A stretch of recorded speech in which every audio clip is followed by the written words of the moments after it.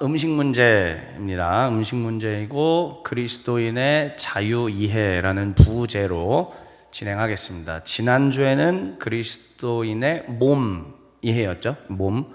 이번에는 바울이 8장 1절부터 11장 1절까지 11장 1절 한 절은 빼면 사실상 8, 9, 10장 3장이죠. 그 3장에 걸쳐서 사실은 자유에 대한 이야기를 하고 있습니다. 그리스도인이 가진 자유. 근데 그 그리스도인이 가진 자유는 어떻게 우리가 이해하고 따라야 하는가? 여기에 대해서 바울이 이야기를 하고 있는데, 정확하게는 하나님이 바울을 통하여 말씀하고 계시는데, 우리가 이제 그것들을 좀 살펴보도록 하겠습니다. 그에 앞서서 지난주에 배웠던 말씀들, 이제 음행 문제였죠. 지난주에는 그리스도의 몸 이해였는데, 아주 간단하게 한번 살펴보고 가겠습니다. 오늘은 넘어가네요. 할렐루야. 자, 몸을 경시하는 풍조가 있었다고 얘기를 했었습니다. 헬라 이원론 철학 때문에 거기까지는 설명 안 하고요. 이제 그래서 이 몸을 경시하는 게 두 가지로 나눠졌다라고 얘기를 했었습니다. 그래서 첫 번째는 방종주의로 흐른다. 몸을 경시하기 때문에 오히려 몸을 함부로 써버리는 방종주의로 흘러버렸던 것이 고린도 교회 내에서 있었던 하나의 풍토이고요. 그 다음에 금욕주의는 몸을 경시했기 때문에 몸과 관련된 몸의 유익과 즐거움과 쾌락과 관련된 일들은 아예 스탑, 아예 금지. 이 두 종류로 나눠지게 된 것입니다. 그래서 방종주의는 결국은 무엇이었냐면은 하나님께서 허락하신 성과 관련된 것은 오직 혼인 안에서의 이제 성의 그 누림인데, 이것을 방종주의는 어떻게 하느냐? 혼인과 상관없이 나의 마음속에 끌림에 따라서 마음껏 저질러 버리는 이게 방종주의였고요. 금욕주의는 무엇이냐? 혼인을 했다면 그 안에서 또한 서로가 서로에게 의무를 다해야 하는데, 그것조차도 나는 거룩을 위하여 금지해 버리리라. 이렇게 얘기하는 게 바로 금욕주의였었습니다. 방종주의 몸 이해는 이와 같이 해서 간단한 요 그림만 볼까요? 몸으로 뭘 해도 상관없으니까 계모가 내 눈에 들어왔어. 내가 계모를 엄밀히 말하면 아버지의 아내이죠. 새엄마이기도 하죠. 그런데 뭐 나이가 차이가 난다면 아마 자기 자신과 크게 나이 차이가 안 나는 계모일 수도 있습니다. 오늘날에도 그런 경우가 왕왕 있지 않겠습니까? 그러면 나는 계모가 내 눈에 아름답게 보이니까 계모와 관계를 맺으리라 라고 얘기를 했던 게 실제 2000년 전에 고린도 교회 안에서 발생했던 문제 사건이었죠. 그래서 바울이 이것 때문에 이제 이 부분에 대해서 편지에 글을 썼던 것이었습니다.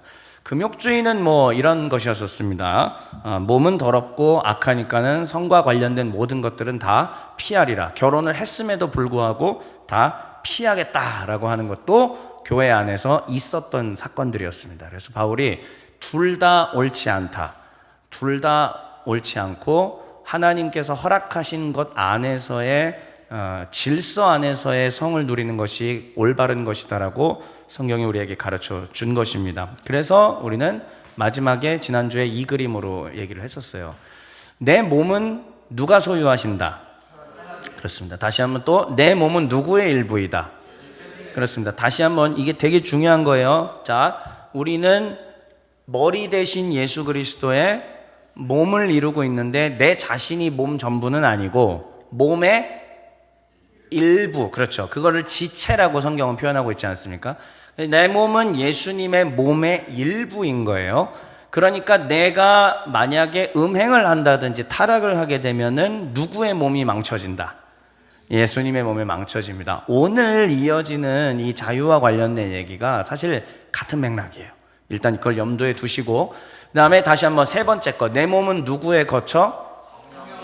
네, 내 몸은 성령님의 거처다. 그래서 성삼위 하나님의 이 관련된 게 다 나와 있죠. 하나님, 예수님, 성령님.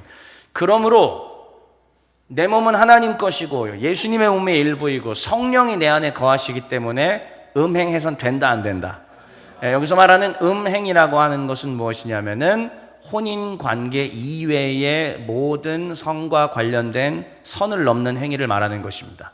네, 그래서 자, 오늘은 세 번째 시간인 음식 문제에 대해서 이야기를 할 겁니다. 자, 그런데 음식이라고 얘기를 하면은 뭐 팔체질에 따라서 이걸 뭐 먹어야 되나 이런 생각들을 할 수 있는데 그게 아니고, 여기서 바울이 말하고 있는 음식이라고 하는 것은 고기예요. 고기인데, 근데 이제 그냥 고기가 아니고 제사상에 올라갔던 고기를 말하는 거예요. 제사상에 올라갔던 그 고기 미리 얘기하고 또 본문으로 또 깊이 들어가 볼게요. 미리 한번 얘기하겠습니다. 자, 보세요. 고린도 지역에서 유통되고 있는 모든 고기들은 다 제우스 신이나 이 신전에 한번 제사를 드리고 오는 거예요. 그리고 나서 시장으로 유통이 됩니다. 그러니까 내가 누군가의 초대를 받아서 고기를 먹는다면 그 고기는 100% 확률로 신에게 제사를 드렸던 거예요. 오늘날도 도축이 함부로 우리가 마음대로 할 수 없지 않습니까? 국가가 관리하잖아요. 도축법도 있고. 그런 것처럼 이 당시도 도축과 관련돼서는 더 엄격하게 지켰대요. 국가가 철저히 관리했고, 모든 육류는 국가의 관리 감독하에 일단 신전에 올라가서 제사 드리고 나왔다. 이렇게 이제 이해하는 게 우리가 이 고린도 전서를 이해하는 데 굉장히 도움이 됩니다. 그래서 제사 음식을, 제사상에 올라갔다 내려온 그 고기를 먹느냐 마느냐, 이 문제예요. 그러니까는 내가 뭐 빵을 먹냐, 뭐 음식 다이어트를 할 거냐, 이런 얘기가 아니에요. 제사상에 올라갔던 음식을 먹느냐 마느냐. 근데 개인에게 주어지는 갈등이 아니고요, 교회 안에서 먹는 그룹과 먹지 않는 그룹으로 나눠져 있습니다. 먹는 그룹과 먹지 않는 그룹은 서로를 바라보면서 뭐라고 할까요? 네, 서로가 서로를 되먹지 못한 놈들이라고 얘기를 이제 할 겁니다. 먹는 사람은 먹는 이유가 있겠죠? 먹지 않는 사람은 먹지 않는 이유가 있겠죠? 자신들만의 신학적 기준, 그 사상적 기준이 있어요. 거기에 맞지 않는 행동을 하는 사람들은 어떻게 한다? 서로 격렬하게 비난하고 격렬하게 욕을 하는 거죠. 교회 안에 바로 이런 일들이 벌어지는데, 이것은 사실은 사단에 의하여 그리스도의 몸이 박살나고 무너지는 행위다라는 겁니다. 그러니까 사실 별거 아닌 거 가지고 진리의 문제를 따지고 있는 거예요. 먹느냐 먹지 않느냐, 저마다의 그건 있어. 신학적 이유들이 있다고요. 저마다의 그게 있어요. 신앙적 이유들이 다 있어요. 근데 그거는 사실 자신들한테는 대단히 엄청나게 중요한 일이라고 생각하지만 하나님 보시기엔 뭐다? 지엽적인 일들이, 아무 일도 아니에요. 오히려 거기서 서로가 서로를 사랑으로 품어주는 걸 보고 싶어 하시는데, 그래서 그리스도의 한 몸됨을 이루어가는 걸 보고 싶어 하시는데, 사람들은 자기 생각에 갇혀서 옳으냐 그르냐를 가지고 격렬하게 대립한다. 그런데 그 이면에는 뭐가 있느냐, 이제 들으셔야 알겠습니다. 지금은 몰라요. 뭐냐? 그 안에는 먹느냐 마느냐는 결국은 개인의 자유를 제한할 것이냐 말 것이냐, 이 부분이 들어있는 겁니다.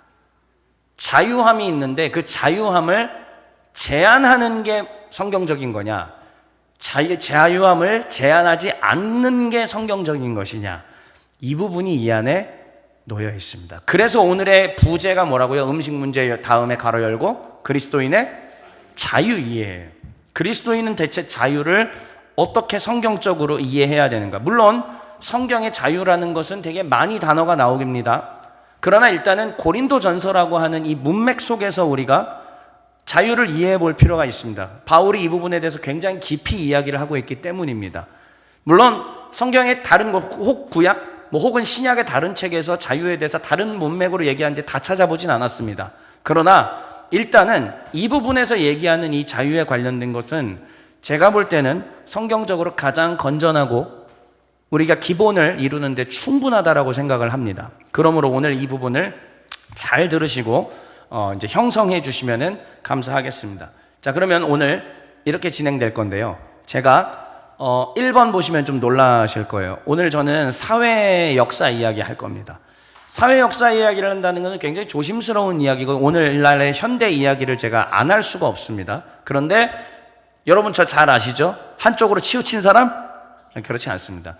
그 부분에 있어서도 한쪽으로 치우치기보다는 우리가 이 성경의 본문을 이해하기 위해서 꼭 필요한 이 내용을 알아야 합니다.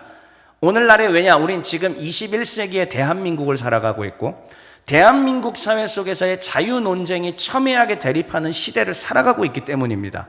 그러므로 일단은 자유란 건 대체 무엇이며 근대 사회를 지나서 현대 사회에 오기까지 자유주의란 대체 무엇이냐?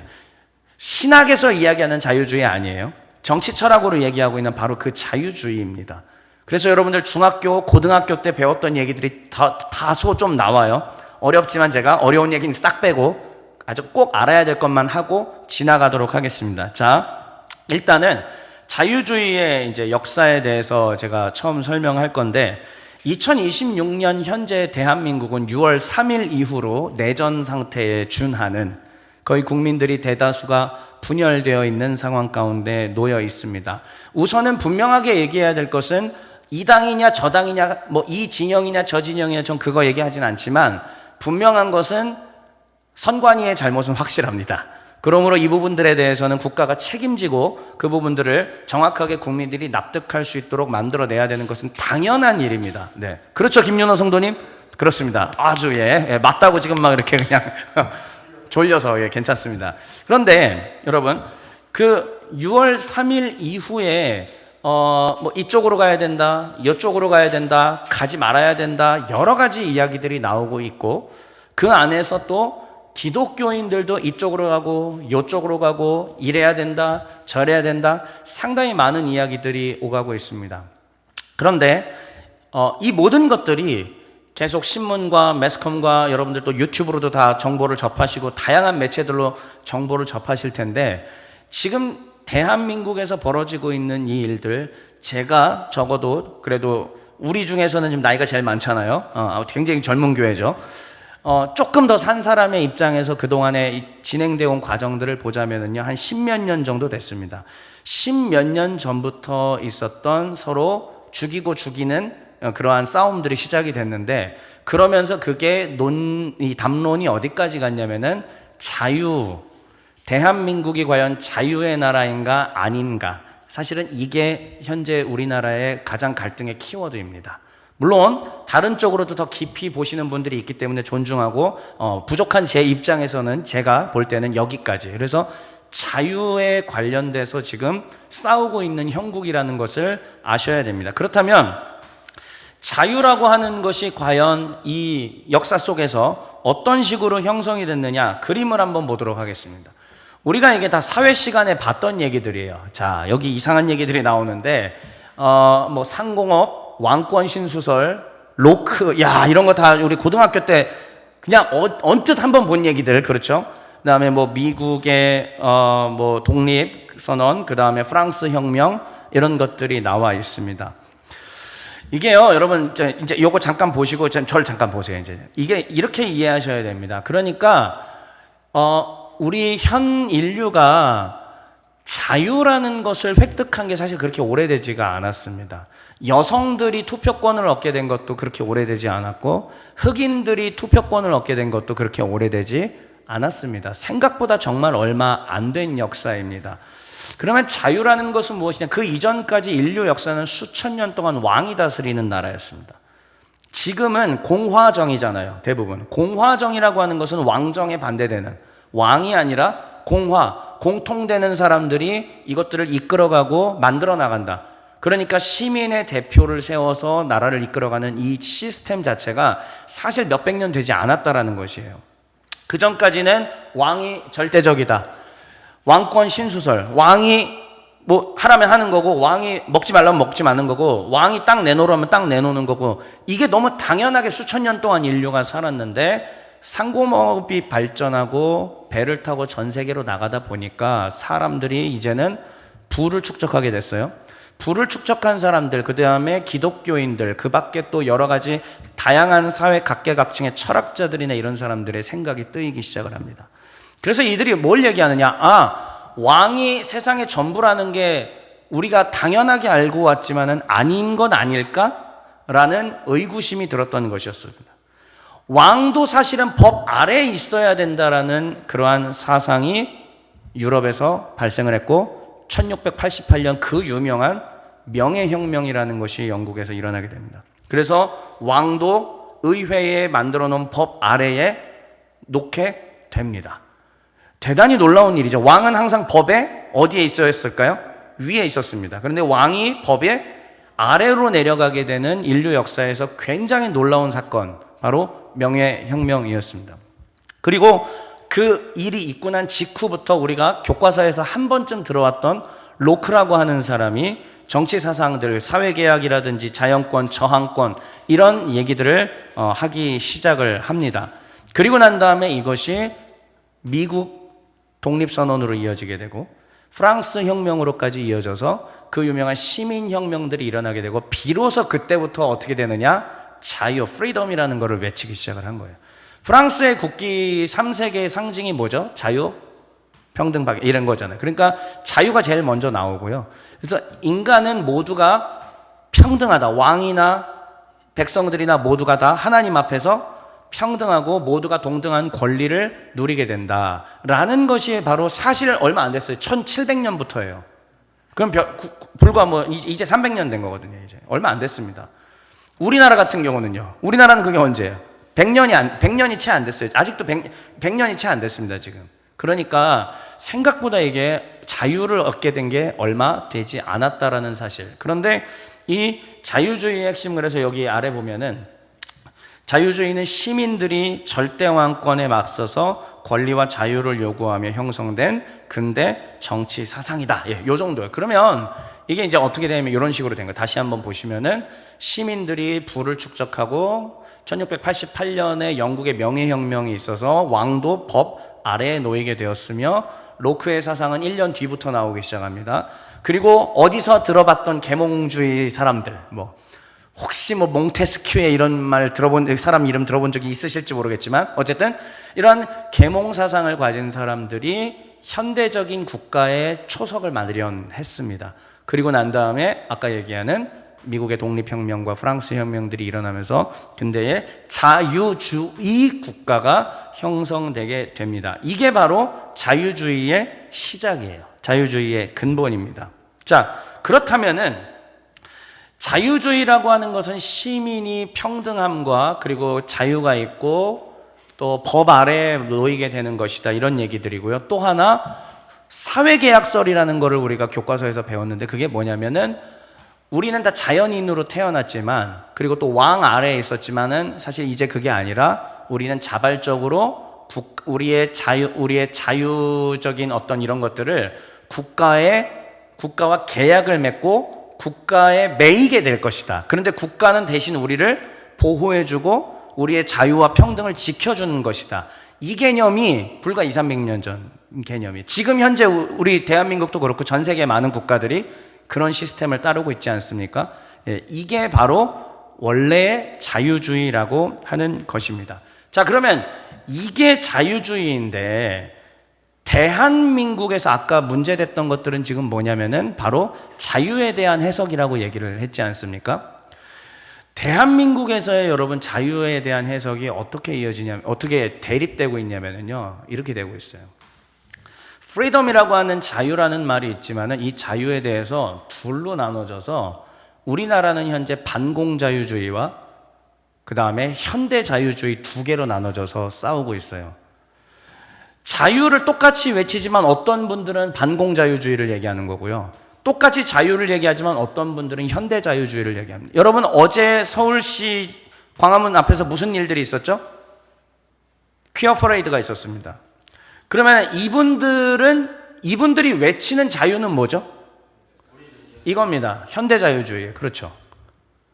그러니까 모든 사람은 다 선택의 자유가 있고 성별이나 이런 것에도 자기가 매이지 않을 자유가 있다. 자, 거기서 말하는 자유도 자유예요.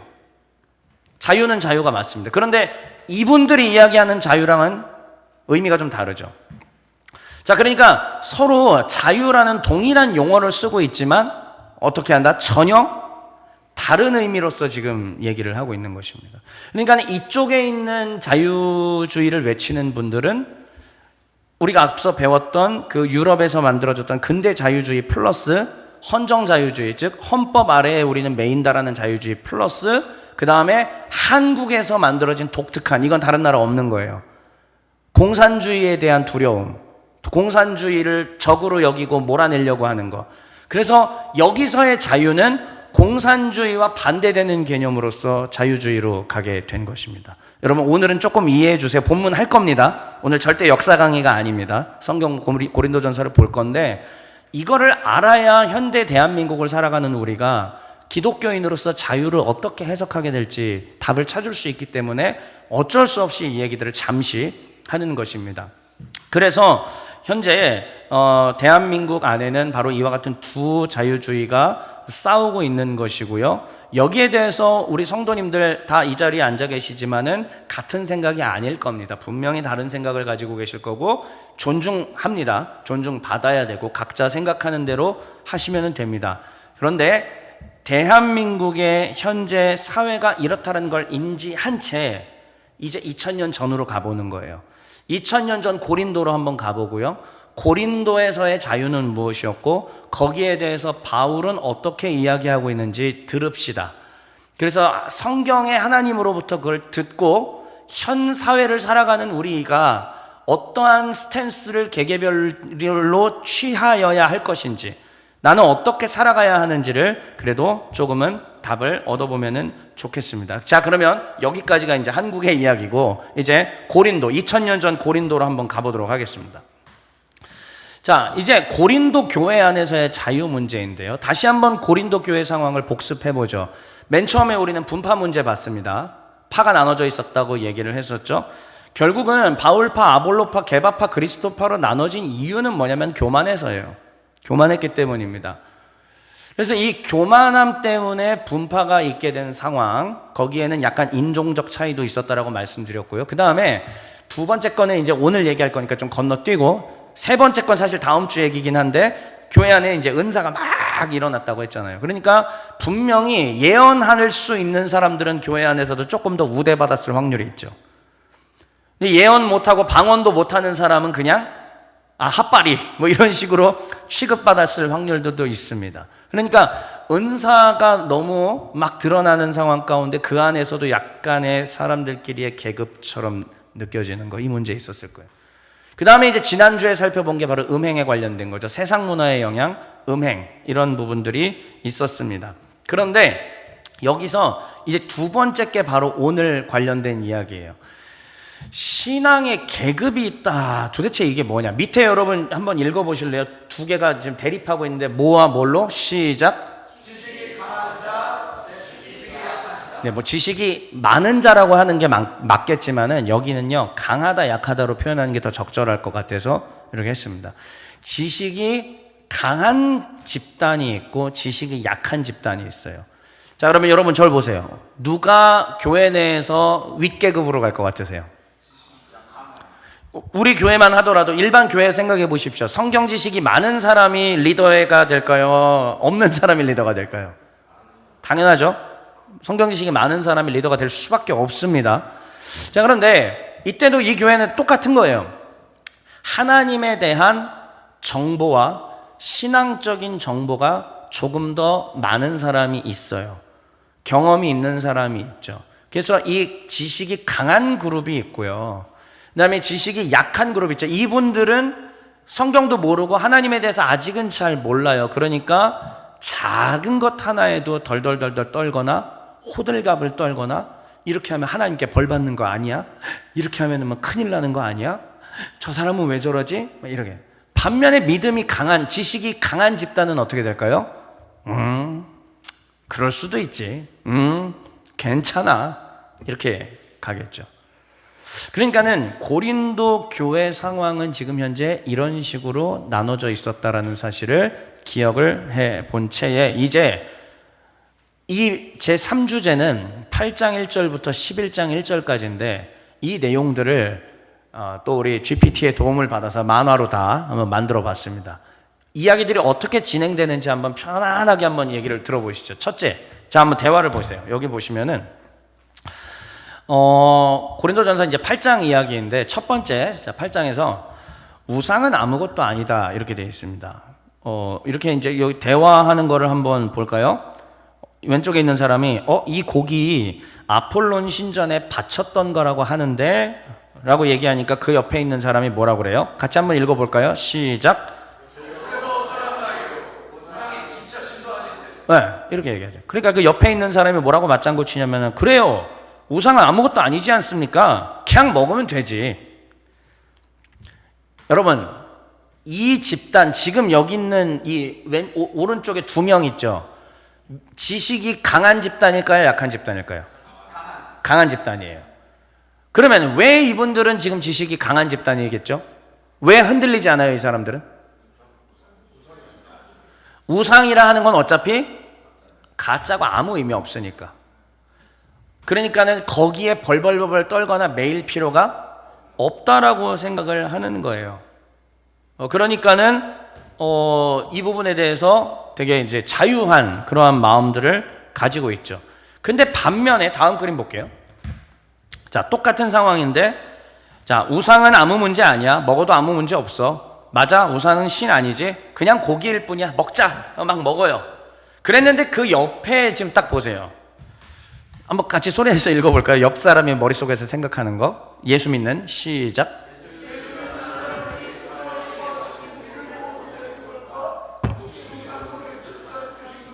네, 이런 생각을 하게 되는 이 사람은 지식이 강한 사람, 약한 사람? 약한 사람이죠. 이 사람 입장에서는 보세요. 그러니까 이 십자가가 돌아가 있잖아요. 돌아간 것만 보더라도 하나님이 갑자기 뭐 하시는 거 아니야? 이런 생각할 수도 있어요. 반면에 제 입장에서는 돌아갔네, 끝, 이게 다죠. 근데 우리 같은 교회 공동체 안에도 지식이 강한 사람들도 있고 약한 사람들이 있습니다. 다 섞여 있는 거예요. 그러니까 바울이 지금 이 8장에서 얘기하고 있는 것은 무엇이냐면은, 예수 믿는 사람들 중에 믿음이, 지식이 강한 사람들이요, 지식이 약하고 믿음이 약한 사람의 입장을 어떻게 하라? 생각하라. 자, 그러면 이제 자유가 뭔지 지금 초점이었잖아요. 너희에게는 우상에게 물리고 나온 고기를 먹을 수 있는 자유가 있다. 왜? 알잖아. 지식이 있잖아. 사실은 이거 아무것도 아니니까요. 여러분, 다시 한번 물어볼까요? 여러분들 차례상에 올라갔다 내려온 음식 아무렇지도 않게 먹는 분 계시죠? 왜 먹어요? 아무것도 아니니까. 그런데 사실은 이 중에 손들지 마세요. 표현도 하지 마세요. 차례상에 올라갔다 온 음식을 못 먹는 분들 계실 겁니다. 덜덜덜덜 떨리고, 왜? 지금 이게 마귀에게, 귀신에게 지금 드렸던 건데 내가 이거 먹으면은 오늘 안 좋은 영향력이 나한테 이제 있을 수 있다고 생각. 지금 그랬잖아. 이게 지금 지식이 강한 사람 반응이란 말이에요. 지금 이게 정확하게 지금 지식이 강한 사람 반응이었습니다. 이랬잖아요. 아이, 멍청한 것들, 그 개뿔 아무것도 아닌 이거잖아요, 지금. 그러니까 여러분, 이게 되게 중요한 거예요. 그러니까 믿음이 약한, 지식이 약한 저 사람은 시험 들 수 있어요. 바울이 얘기하는 것은 무엇이냐? 신앙이 약한 사람, 지식이 약한 사람은 너희들 같지 않아. 그러니까 어떻게? 너희의 자유함에 재갈을 물려라, 이 말이에요. 너희에겐 자유가 있다. 재갈을 물리는 거예요. 너희에겐 자유가 있지만 그 자유를 어떻게 하라? 제한하라. 리미터를 걸라는 뜻이에요. 자, 그러면 벌써 여기서 이제 한 패턴이 나왔죠. 그리스도인들에게 있어서 자유라는 것은 하고 싶은 것을 마음껏 누리는 개념이 아니에요. 오케이. 뭐를 그러면은 위하여 그렇게 해야 되느냐? 이제 뒤에 가면 갈수록 계속 나옵니다. 자, 그러면은 그 다음에 이제 9장으로 넘어가게 됩니다. 9장에서 바울은 여러 가지 자기 자신의 이야기를 갑자기 해요. 도대체 뭐라고 하는지 한번 봅시다. 바울은 이렇게 얘기합니다. 자, 바울의 얘기를 한번 읽어볼까요? 우리 가운데 시작. 우리 가운데 복음을 전하는 우리가 먹고 살 권리가 없겠어. 교회로부터 지원을 받을 권리가 있지 않겠어. 네, 이 말은 뭐냐? 바울은 얘기죠. 자, 나 전임 사역자다. 전임 사역자니까 당연히 내가 노동해서 회사 다니면서 벌어먹고 사는 게 아니라 여러분들이 헌금을 모아줘서 나는 전임 사역으로서 복음 전하고 성경 가르치고 하는 일을 내가 하니까 여러분들은 나에게 그거를 해줄 의무가 있고 나는 그걸 받을 권리가 있다. 그리고 더 나아가서 자, 그 오른쪽도 같이 아내를 시작. 그렇죠. 이게 바울은 물론 이제 사별했든지 뭐 이혼했든지 모르겠지만 어쨌든 싱글이에요. 그러니까 상관없지만은 베드로는 아내를 데리고 다녔던 것 같아요. 기록이 있습니다. 그러니까는 혼자 다니는 게 아니라 그러면 여러분 이게 더블로 다니면은 그 교회에서 헌금을 그러니까 여기서 말하는 헌금은 식사죠. 식사랑 잠자리 제공해 주는 거 이게 어떻게 돼요? 아내를 데리고 다니면 2배죠. 더블로 제공해 줘야 돼요. 그럼에도 불구하고 그 더블로 다닌다고 할지언정 누가 뭐라고 할 거냐 이거지. 왜? 삶을 하나님 앞에 드려서 전임 사역을 하겠다고 하는데. 그러니까 나 바울 그리고 여기 있는 우리 사도들 우리 제자들 사실은 전임 사역자로서 아내를 데리고 다닐 권리도 있고 그리고 여러분들에게 받아서 생활을 하면서 아주 전적으로 복음 전하는 일에 매진할 그러한 권리가 있다. 그런데 뭐라고 얘기 안 했죠? 생활비를 받을 권리, 아내를 데리고 다닐 권리, 사도로 인정받을 권리, 그 모든 권리가 있습니다. 이 아래는 그냥 굳이 얘기하지 않겠습니다. 나중에 밴드에서 이제 확인하시면 되고요. 그러나 바울이 얘기하죠. 또 2번. 그러나 나는 이걸 어떻게 했다? 포기했다는 거예요. 바울은 네모박스에 있습니다. 자신에게 주어진 권리를 내려놓고 사람들을 얻기 위하여 스스로 리미터를 걸었다 이 뜻입니다. 스스로를 제한하며 살았습니다. 자, 옆에 이제 제가 요 왼쪽에 있는 말풍선을 읽을 테니까 그 다음에 여러분들은 바울의 이야기를 한번 읽어보세요. 오타가 난 것 같네요. 바도로서가 아니라 이따가 사도로 이제 여러분 아직 GPT 한글 아시죠? 사도로 바꿔서 읽어주세요. 자, 저는 이제 왼쪽 읽어볼게요. 바울은 돈을 받아야 마땅하지 않나? 아내를 데리고 다닐 권리도 있잖아.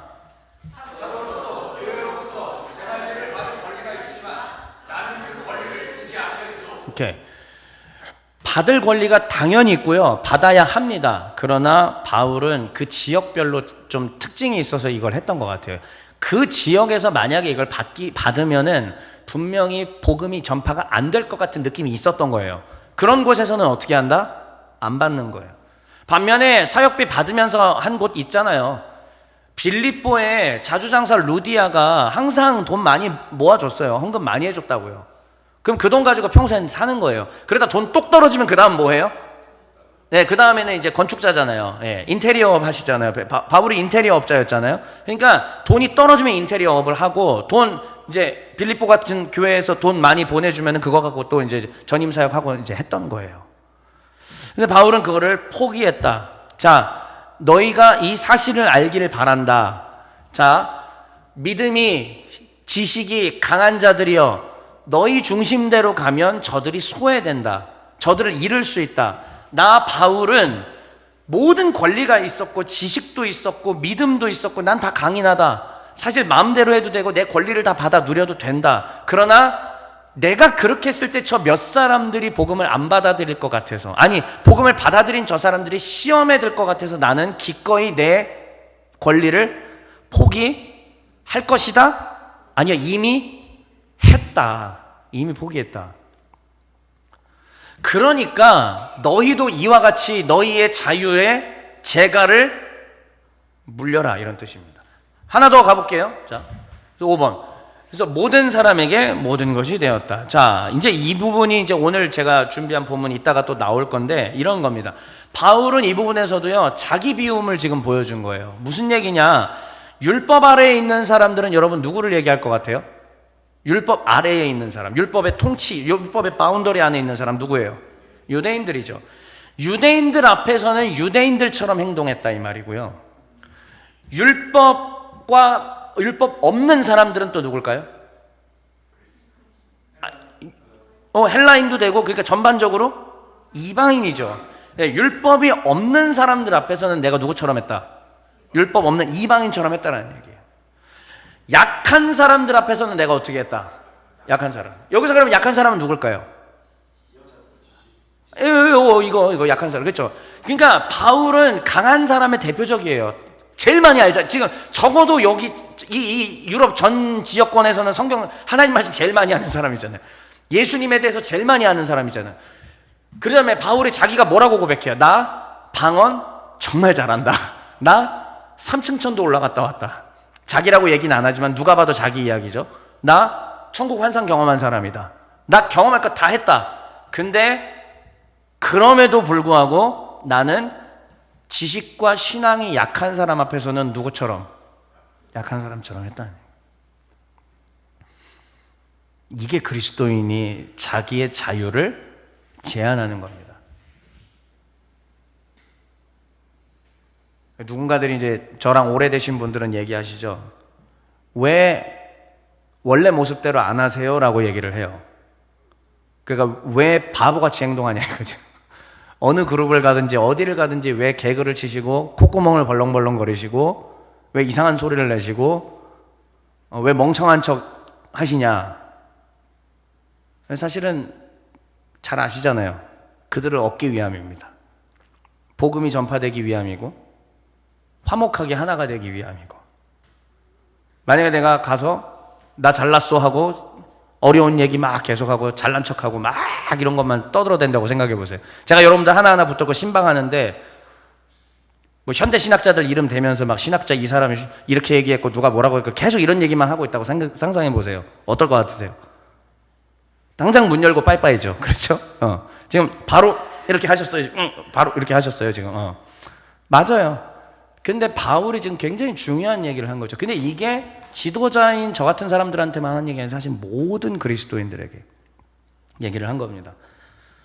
전도 대상자들에게 맞추기 위하여 몸을 낮추고 그들을 위하여 언어를 맞추고 그들의 시선에 맞게 사역하는 거 되게 어렵다. 어린아이들 사역할 때는 어린이 행동을 해줘야 되고 청소년 사역할 때는 청소년에 맞게 해줘야 되고 또 할머니, 할아버지, 저 요양원 가서도 오늘 내일 하시는 분들을 놓고 진짜 설교하러 많이 다녔거든요, 제가.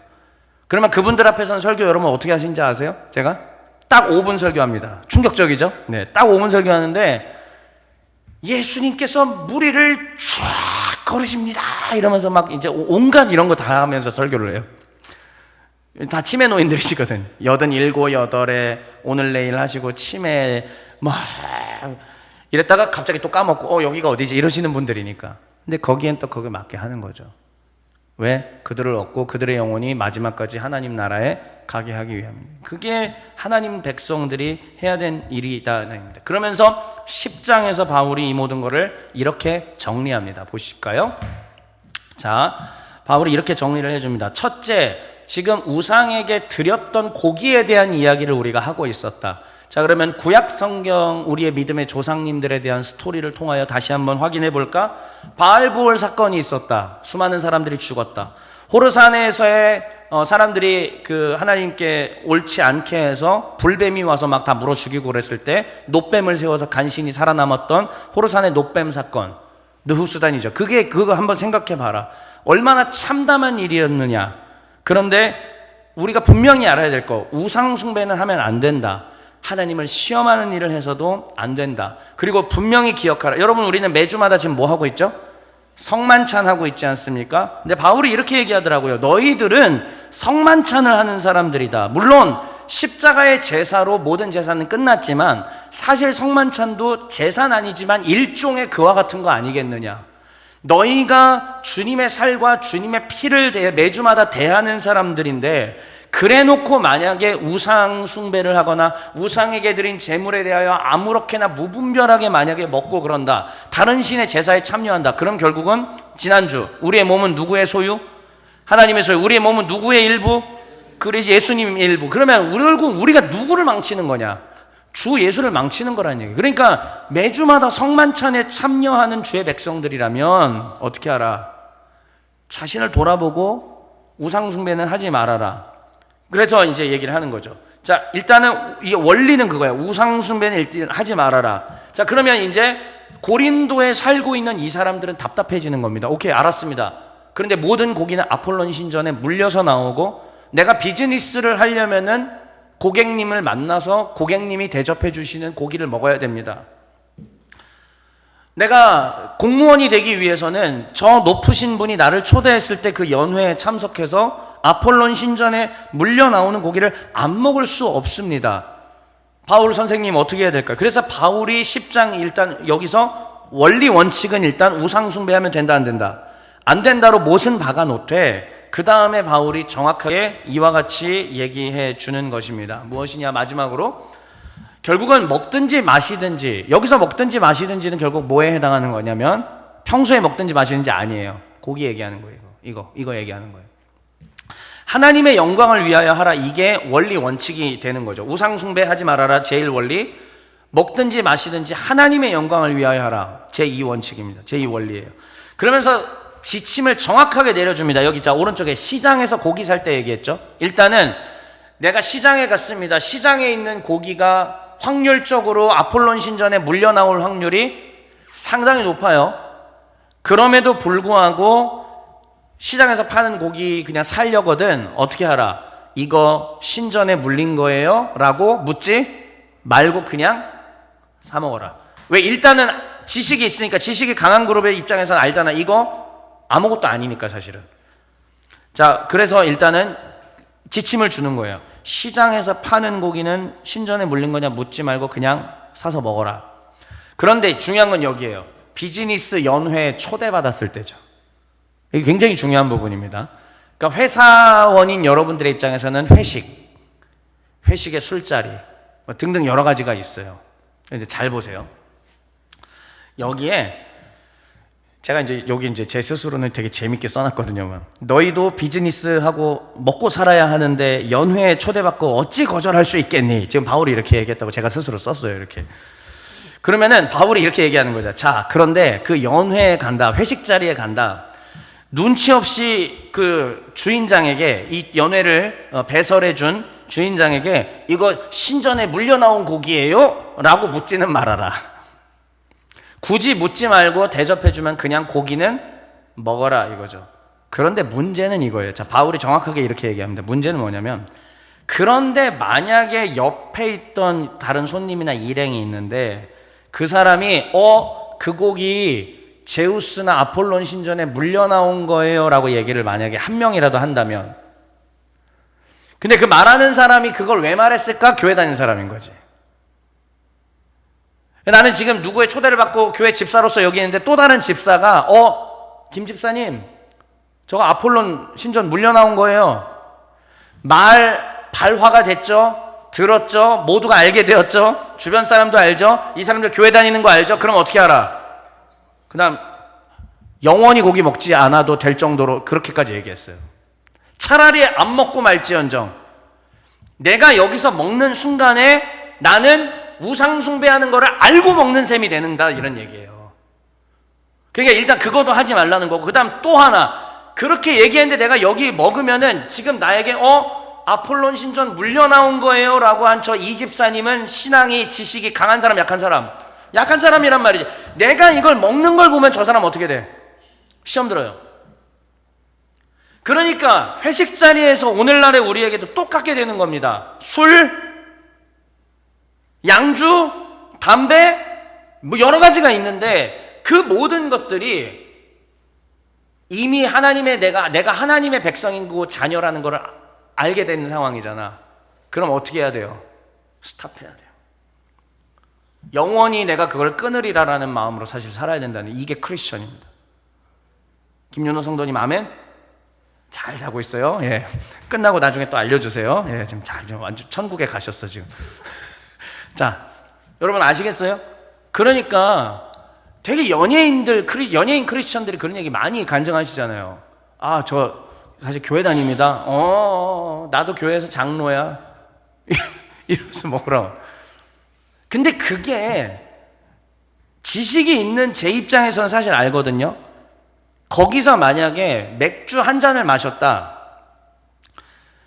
그거 갖고 죄라고 말할 수는 없습니다, 사실.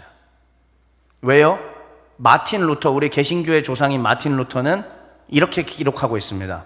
맥주가 없는 인생은 상상하기가 어렵다. 맥주는 하나님께서 인간에게 주신 가장 아름다운, 이렇게까지 얘기하신단 말이죠. 그 다음 우리가 잘 알고 있는 영국의, 지금 제가 로이드 존스인지 스펄전인지 까먹었거든요. 하여튼 영국의 전설적인 그 옛날에 1900년, 1800년대 그 전설적인 설교자 두 분 중에 누군지 지금 까먹었는데, 그분은 교회에서, 왜 교회에서 이제 목사님들한테 사례 드릴 때 도서비, 뭐 무슨 비 이게 나눠서 주잖아요. 연초비가 따로 있었어요.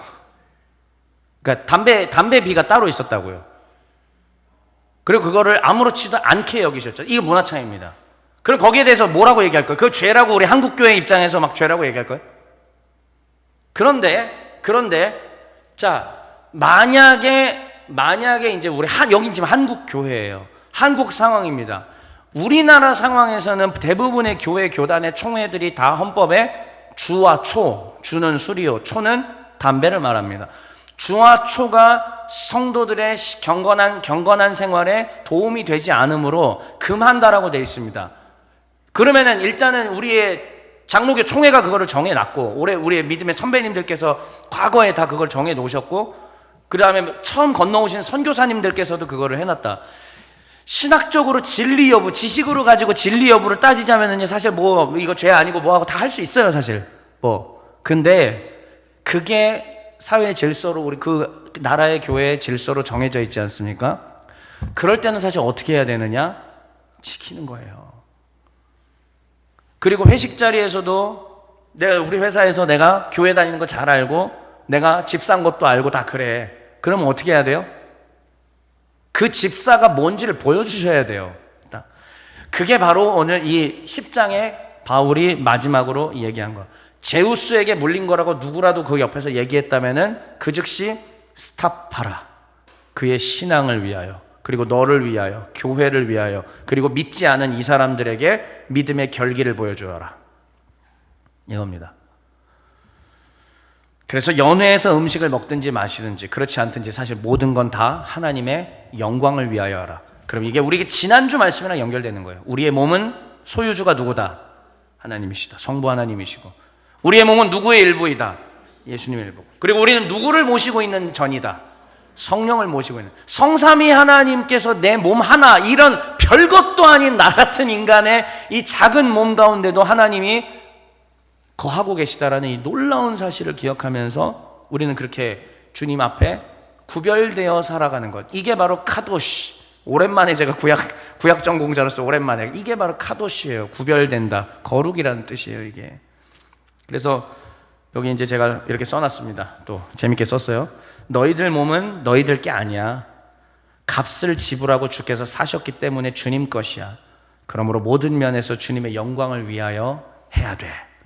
이게 주님께서 주시는 말씀입니다. 정황상 여기서 엔딩을 해야 되는데 어떻게 하죠? 이게 준비되어 있는데 한 번만 그래도 성경 말씀 보고 그냥 훅, 이미 설명 다 했으니까 훅 갈게요. 자, 다시 한번 오늘 보면 일단 먼저 19절 20절 읽어볼게요. 이게 바울이 그리스도인으로서의 자유가 뭔지를 보여주는 겁니다. 시작. 내가 모든 사람에게서 자유로우나 스스로 모든 사람에게 종이 된 것은 더 많은 사람을 얻고자 합니다. 유대인들에게 내가 유대인과 같이 된 것은 유대인들을 얻고자 하며, 율법 아래에 있는 자들에게는 내가 율법 아래에 있지 아니하나 율법 아래에 있는 자 같이 된 것은 율법 아래에 있는 자들을 얻고자 하며. 네, 유대인, 율법 아래에 있는 자 같은 다, 유대인들을 말하는 겁니다. 나는 율법 아래에 있지 않다라는 얘기는 뭐냐면은 더 이상 모세의 율법에 그 지배를 받지 않는다. 왜요? 이제 새 율법의 시대가, 주님께서, 우리 예수님께서 십자가 제사를 통해서 과거의 경륜을 이제는 완성하셨기 때문에 나는 더 이상 구약의 율법에 매여 있지 않는다, 이 얘기예요. 그러나 유대인들 앞에서 바울은 어떻게 행동했을 것 같아요? 유대의 문화 관습들을 철저히 지켰어요. 이유는 그들이 예수 믿고 구원받게 하기 위해. 그래서 나는 율법에 자유하지만 마치 율법에 매여 있는 것처럼 내 스스로를 리미터를 걸었다는 거죠. 나는 맥주 한 잔이 죄가 아니라는 것을 알고 있지만, 소주 3잔 정도는 내가 죄가 아니라는 걸 알고 있지만, 저들의 구원을 위하여, 이들의 구원을 위하여 스스로 영원히 끊기로 리미터를 거는 거예요. 다음. 자, 이제 21절부터 23절 시작. 율법 없는 자에게는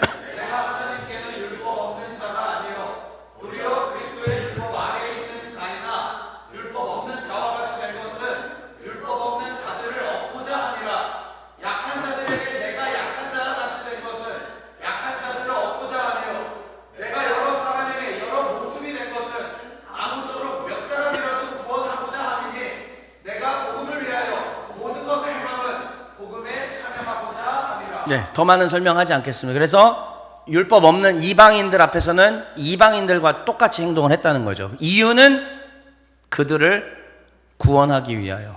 그러기 위해서 기꺼이 유대인인 자기 입장에서 사실 아무리 바울이라도 꺼려지는 것들이 있을 수 있거든요. 근데 어떻게 했다? 먹는 거예요. 함께 하는 겁니다. 그 문화와 함께 하는 거죠. 그런 겁니다. 이게 바로 그리스도인의 자유예요. 이게 그리스도인의 자유예요. 할 수 있지만 하나님 나라와 영광, 주님의 먹고 마시든지 모든 걸 다 주님의 영광 위하여 이렇게 스스로 제한을 거는 게 바로 그리스도인의 자유다라고 얘기를 하는 겁니다. 그래서 자, 이렇게 근대 자유주의로 우리는 얘기를 시작을 했었습니다. 근대 자유주의 그리고 현대 자유주의까지 얘기했습니다. 1968년에 68 혁명, 뭔지는 얘기 안 하겠습니다. 나중에 인터넷에서 찾아보세요. 68 혁명 이후부터 성자유주의가 완전히 세상 가운데 출현하기 시작을 했고, 그 다음부터의 자유주의는 더 이상 왕정으로부터의 자유주의가 아니라 이제는 오히려 나를 얽어매고 있는 국가의 관습으로부터 이제 자유하게 됐다. 하나 더 나온 거예요. 그게 현대 자유주의입니다. 그러니까 현대 자유주의가 국가로부터의 자유를 말하고 있다면은 바울은 자신의 자아로부터의 자유를 얘기하고 있고요. 세상의 자유는 권리의 확보로 얘기합니다. 당연히 참정권 중요하죠. 참정권 확보해야 합니다. 자, 그 외에 내가 이 땅 가운데서 이러이러한 것들을 누려야 된다. 이게 우리나라의 근본적인 거다. 지켜야죠. 그런데 그럼에도 불구하고 이 권리의 확보로 세상은 자유를 이해하지만 바울은 같이 읽어볼까요? 사랑을 위한 시작. 네, 로 이해한다. 바울에게 있어서 자유는 사랑을 위한 권리 포기로 이해하는 게 바로 그게 진정한 자유다라고 얘기를 하는 것입니다. 그러므로 이제 마지막으로 그리스도인의 자유에, 자, 그리스도인에게 있어서의 자유라고 하는 것은요, 이렇게 제가 금요일에 그래서 간단하게 얘기했던 거죠. 내 몸의 소유주이신 예수님께서 나의 영혼을 자유하게 하셨습니다. 아멘. 자, 예수 믿고 난 이후부터는 내 영혼은 더 이상 죄와 사망과 죽음의 공포로부터 벗어나게 됩니다. 아멘. 예, 믿으시죠? 저는 너무나 확실하게 믿고 있습니다. 그래서 나의 영혼을 자유하게 하신 그 나의 주인님에게 기꺼이 나의 자유를 어떻게 한다? 드리는 거예요.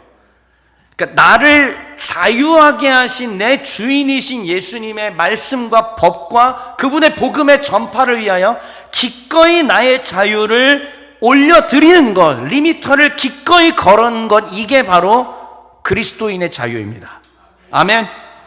그러므로 마지막으로 되게 중요한 겁니다. 먹고, 금요일에 제가 했던 얘기잖아요. 먹고 마시고 입고 사는 이 모든 게 점검해야 하는 겁니다. 나는 지금 뭘 위하여 뭘 먹고 있는가? 뭘 마시고 있는가? 나는 뭘 위하여 돈을 벌고 지금 어디에 내 의복 소비를, 신발 소비를 하고 있는가? 그리고 지금 나는 뭘 위해 살고 있고, 사는 목적이 무엇인가?